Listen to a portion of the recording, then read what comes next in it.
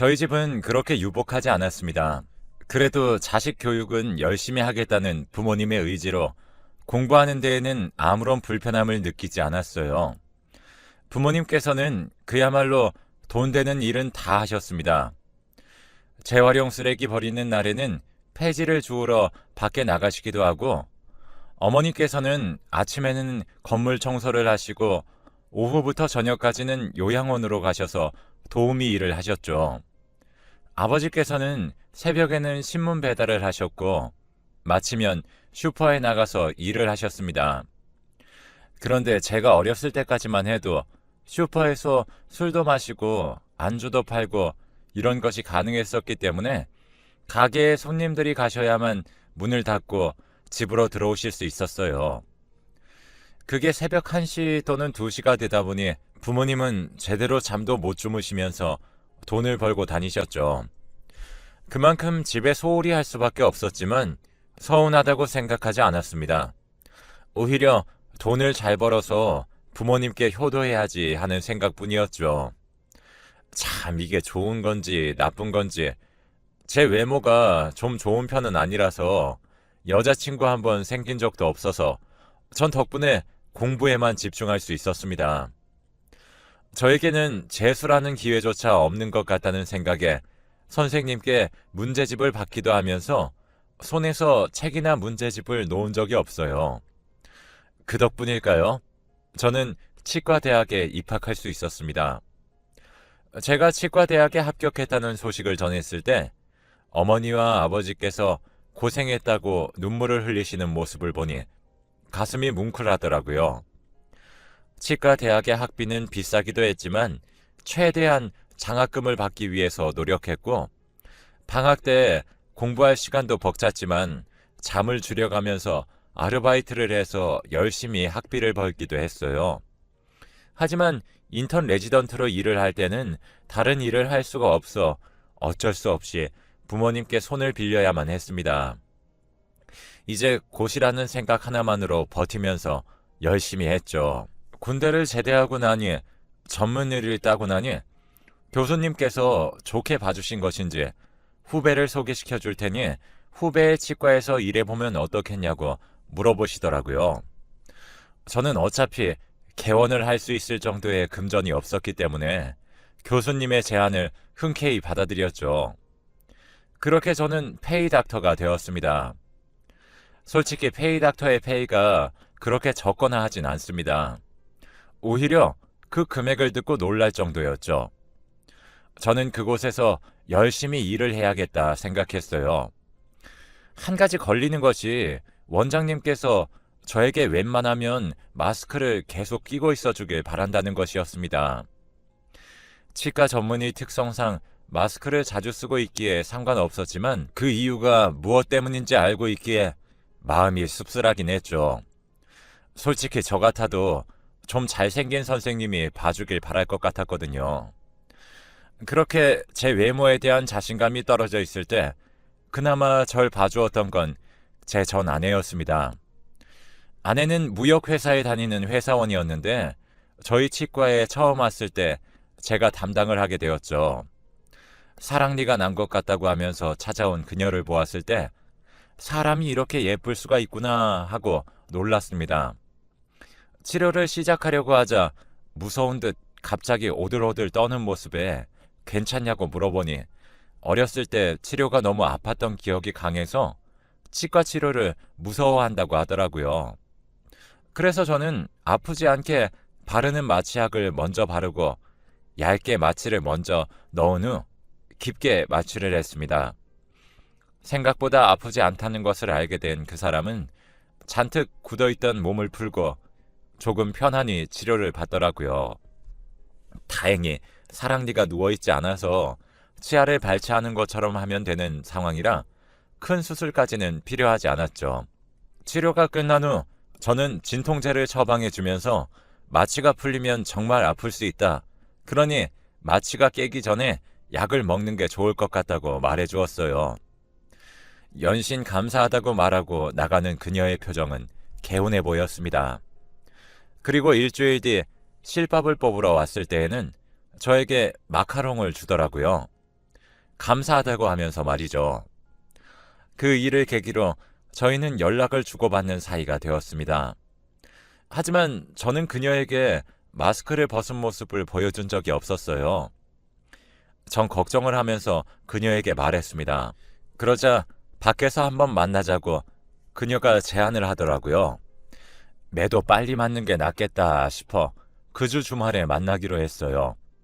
커피를 좋아한다는 그녀를 위해 카페에서 만나기로 하고 카페에 들어서니 그녀가 앉아서 핸드폰을 보고 있더라고요. 그 앞으로 가서 서니 저를 보고 깜짝 놀라 했습니다. 미안하다고 앞으로 연락 안 하고 싶으면 안 해도 된다 했더니 그런 게 아니라면서 마스크로는 눈썹이 진해서 무서운 인상일 줄 알았는데 전혀 그렇지 않아서 오히려 좋다며 제게 웃어주었습니다. 제 원래 모습을 보고도 변하지 않는 모습을 보여주는 그녀는 얼굴도 예쁘고 마음씨도 예쁜 천사인가 싶더라고요. 그 뒤로 몇 번을 더 만나며 연인으로 발전했습니다. 그리고 3년 정도 연애를 끝으로 저희는 결혼을 했어요. 그 사람은 홀어머니 밑에서 자랐는데 장모님께서는 저희의 결혼 소식에 깜짝 놀라시며 딸을 잘 부탁한다며 제 손을 꼭 잡아주시더라고요. 저희 부모님께서는 뭐 말할 것도 없었죠. 결혼 생활은 하루하루가 행복했습니다. 잠에서 깨어나 눈을 뜨면 천사가 눈앞에 있었으니까요. 그녀는 회사 일로 바쁜 와중에도 꼭 제 식사를 챙겨주고 싶어 했고, 특히 야근으로 제대로 못 챙겨준 다음날 저녁 식사는 거한 한상이 나올 정도로 제 식사를 잘 챙겨주었습니다. 제 월급을 맡겨도 꼼꼼하게 이것저것 펀드니 연금이니 나누어서 잘 저금도 하는데 정말 훌륭한 아내를 만난 것 같더군요. 그런데 어느 날 저녁을 먹는데 아내가 표정이 어둡길래 저는 회사에서 무슨 일 있냐고 물어보니 한참을 말을 못했죠. 대체 무슨 일이 있었냐는 말에 아내는 조심히 입을 열었습니다. 회사에서 거래처와 협업으로 사원을 1년 동안 거래처 회사가 있는 미국에 보내서 일을 배우게 하는데 거기에 자기가 뽑혔다고 하더라고요. 솔직히 자기는 가고 싶다면서요. 아이가 없는 지금이 아니면 영영 없을 기회라면서 하지만 혼자 있을 제가 마음에 걸린다고 했습니다. 하지만 저는 저 때문에 아내가 기회를 놓치는 게 싫었어요. 그래서 흔쾌히 다녀오라고 커리어를 높일 수 있는 기회를 놓치지 말라면서 그녀의 등을 떠밀어 주었죠. 그러자 연신 고맙다고 말하며 저를 꼭 안아주는 아내의 모습에 그녀를 보내주는 것에 대해 잘한 결정이라고 생각했어요. 한 달 뒤 그녀는 미국에 있는 거래처로 향했습니다. 저는 평소보다 빈자리가 몇 배는 더 크게 느껴지는 집에서 생활하기 시작했죠. 시차가 있어 오래 통화는 하지 못했지만 그래도 매일매일 전화하며 그리운 마음을 다독이면서 지냈습니다. 그렇게 그녀를 보낸 지 6달 정도 되었을 때 저에게 날벼락 같은 소식이 전해졌어요. 병원이라면서 혹시 김민영 씨의 남편분 되시냐고 물어보더라고요. 저는 맞다고 하면서도 병원이라는 말에 정신이 없었습니다. 병원 관계자는 그 사람이 교통사고가 났으며 지금 혼수 상태라고 하는 겁니다. 그러면서 뱃속의 아이도 위험한 상황이라고 했어요. 그 말에 저는 머릿속이 하얘지는 것 같았습니다. 저희는 피임을 했었기 때문에 아이가 생길 이유가 없었습니다. 저는 우선 사실 확인을 위해서 병원에 갔어요. 제가 일하는 병원에 집에 급한 일이 있다고 하니 어서 퇴근하라 해주셨기에 바로 아내가 있다는 병원으로 향할 수 있었습니다. 간호사에게 환자의 이름을 말하니 병실을 알려주었고 저는 병실에 아내의 이름이 있는 것을 확인하고는 잠시 망설였습니다. 혹시 이곳에 있는 사람이 아내와 같은 이름을 가진 동명이인은 아닐까? 아직 그 사람이 한국에 돌아오려면 6개월은 더 있어야 하는데 도대체 왜 이곳에 있는 것일까? 뱃속의 아이는 무슨 말일까? 등등 잡다한 생각이 머릿속에 지나쳤지만 일단 확인을 하기로 했죠. 2인실 안으로 들어가자 그녀가 몸 곳곳에 붕대를 감은 채 누워 있었습니다. 그리고는 배는 한눈에 보아도 알 수 있을 만큼 부풀어 올라 있었죠. 저는 잠들어 있는 아내를 한참 동안 바라보다 간호실로 향했어요. 그리고 뱃속의 아이가 위험하다 말했었는데 그건 어떻게 됐냐고 물었더니 다행히 둘 다 안정이 되어 지금은 걱정 없다고 말하는데 왠지 기분이 이상했습니다. 아내의 뱃속의 아이는 제 자식일 거라고 생각하면서도 안정이 됐다는 말이 딱히 기쁘지 않더라고요. 원치 않았던 아이이기 때문일지도 모르겠다고 생각하면서 아내가 깨어나면 대체 왜 한국에 있는지부터 물어봐야겠다고 생각했습니다. 잠시 후 경찰이 병실로 찾아왔어요. 아직 아내가 잠들어 있었고 마침 제가 있었기에 어떤 상황인지 대략적으로 설명해 주기 시작했습니다. 들어보니 이제 갓 20살이 된 학생이 운전면허를 따자마자 친구들과 함께 차를 끌고 나왔는데 친구들과 대화를 하다가 운전에 제대로 집중하지 못해 일어난 사고라고 하더군요. 에어백 때문인지 차 안에 있던 학생들은 크게 다치진 않았다면서 그 학생들의 부모님들이 합의를 원한다고 이야기를 했습니다.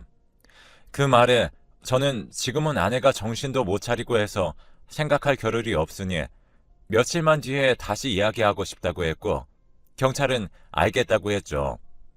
그리고 병실로 돌아와 들어가려고 하는데 이야기 소리가 들렸습니다. 아내가 깨어난 것인지 아내와 장모님의 이야기 소리더라고요. 안으로 들어가려던 저는 이내 들려오는 내용에 발을 멈춰야만 했습니다. 장모님은 왜 저를 속이려고 했는지 아내에게 물어보시더라고요. 그랬더니 그녀는 도저히 제 얼굴을 닮은 자식을 낳을 수 없었다면서 낳아봐서 아는데 첫째는 아빠의 얼굴을 많이 닮는 것 같다면서 요즘에는 어려서부터 외모 차별이 심한데 그런 힘든 일을 제 자식이 겪게 하고 싶지 않은 마음이었다고 말을 했어요. 그러면서 지금 뱃속의 아이는 저와의 아이라고 거짓말을 하고 키울 거라고 말을 하더군요. 저는 뒤돌아 집으로 향했습니다. 두 사람의 이야기를 들어보니 아직 제가 온 것을 모르고 있는 것 같았습니다. 집에 누워 있는데 아내의 목소리가 계속 귓가에 맴돌았죠. 그러다 문득 아내가 이미 나와봤다고 이야기를 했던 것이 생각났습니다. 저도 모르게 소파에서 벌떡 일어났어요. 그리곤 문득 생각이 들어 인터넷 뱅킹으로 아내의 계좌에 들어가 봤습니다. 쭉 살펴보니 저도 모르는 사람에게 매달 50만 원의 돈이 입금되고 있더라고요. 저는 그 내역을 프린트해 놓고 혹시나 하는 생각에 아내가 다니던 회사에 전화를 했어요. 그리곤 아내를 연결해 달라 부탁하니 아내는 6개월 전에 퇴사를 했다고 하는 게 아니겠습니까? 머리가 어지러울 정도로 충격을 받았죠. 더 이상 그 어떠한 생각도 하고 싶지 않더라고요. 하지만 일은 해야 했기에 출근을 위해서 잠을 자려고 했지만 계속되는 생각에 뒤척이다가 밤을 샜습니다.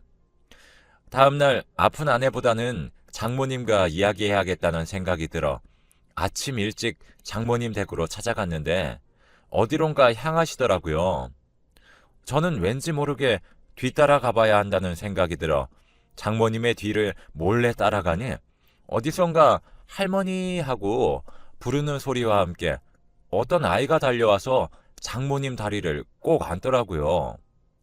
그리곤 아이의 뒤에 있던 잘생긴 남자가 장모님에게 장모님 오셨어요?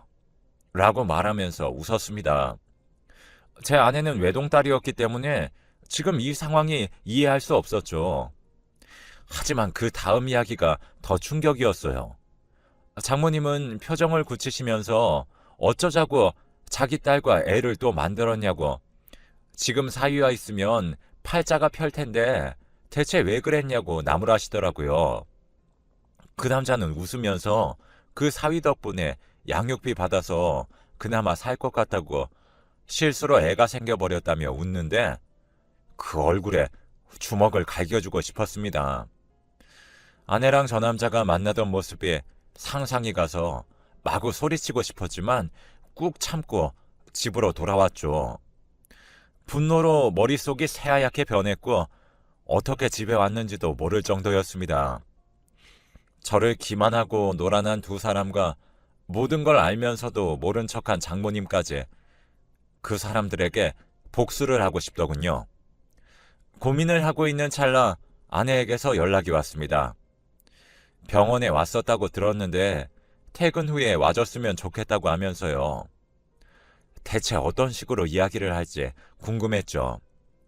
퇴근 후에 병원으로 향하니 저를 보고 아내가 반가운 표정을 짓더군요.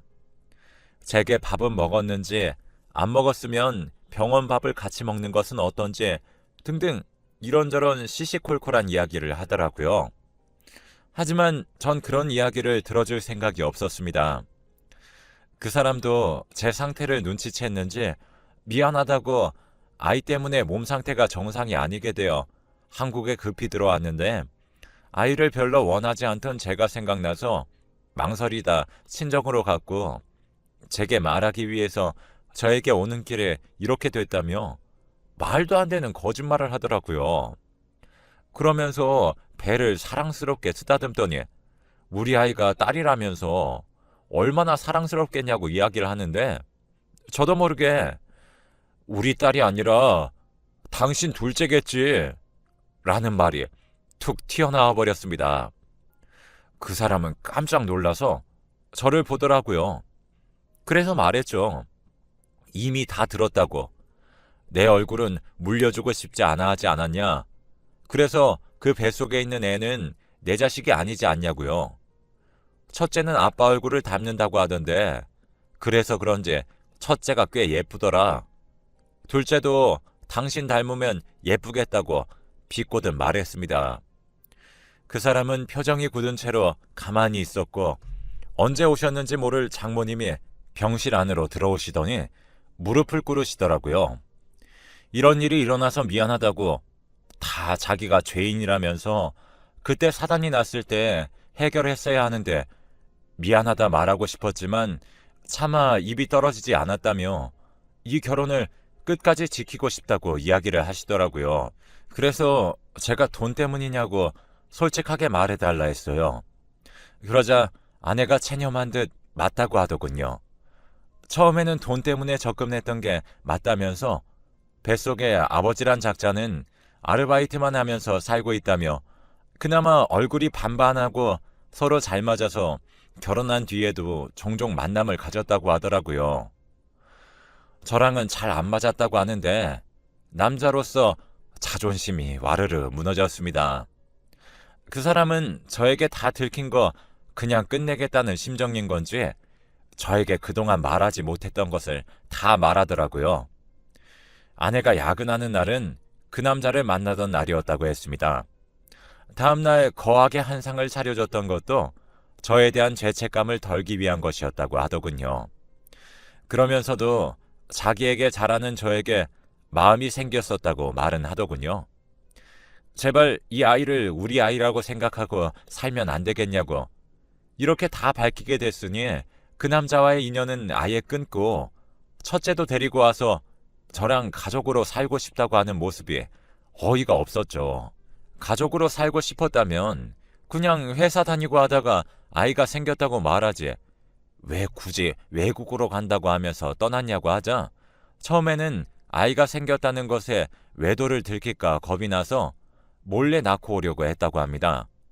그리고 몸도 다시 만들고 다른 회사에 취직해서 스카웃 받았다고 그러려고 했는데 그 남자랑 다시 보내다 보니 제가 생각이 났고 뱃속의 아이를 제 아이라고 할 방법을 고민하다가 교통사고가 났다고 하더군요.